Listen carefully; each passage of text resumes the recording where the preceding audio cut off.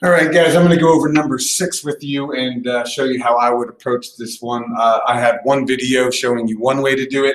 It's a little confusing that way. This way is a little bit more formula oriented, and so I'm going to show you this way as well. So a rock falls from rest. I'm going to stop right there from rest, and I'm going to identify that my VI is 0 meters per second.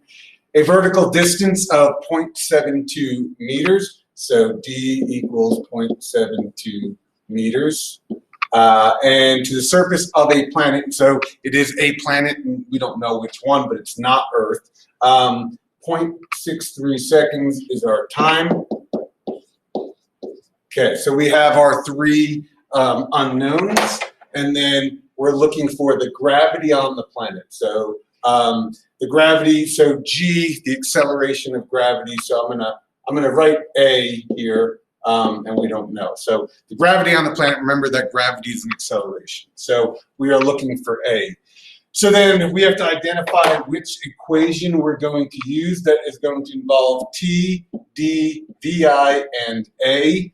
And so coming over here, I'm going to see that the only one I can find that has all of those letters is going to be right here. So I'm going to have my distance equals my initial velocity times time plus 1/2 AT squared. So D equals VIT plus 1/2 AT squared.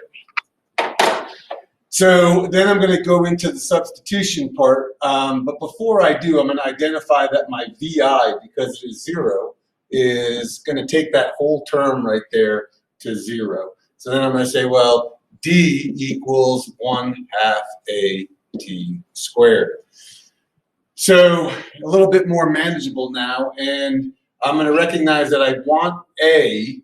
And so how am I going to get A by itself? Well, I have to get rid of the 1/2. Well, how do you get rid of 1/2?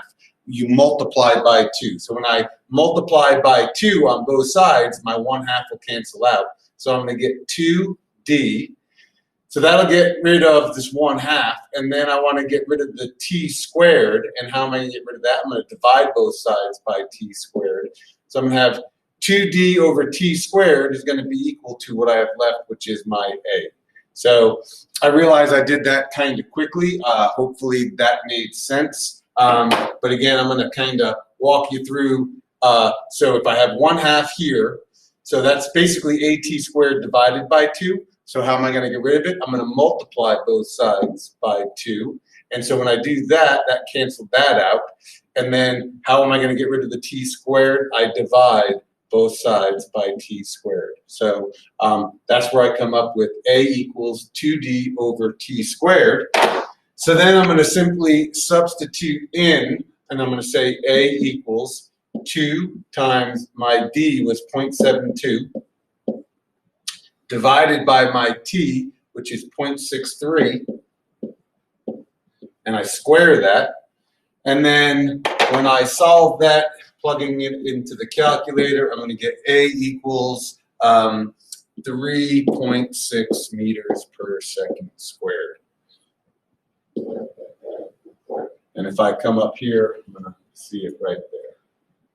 Okay, so 2 different ways to do it. This way is the more mathematical way. The other way I show, finding the average velocity, is a more conceptual way. Whichever way makes more sense to you is the way you should pursue.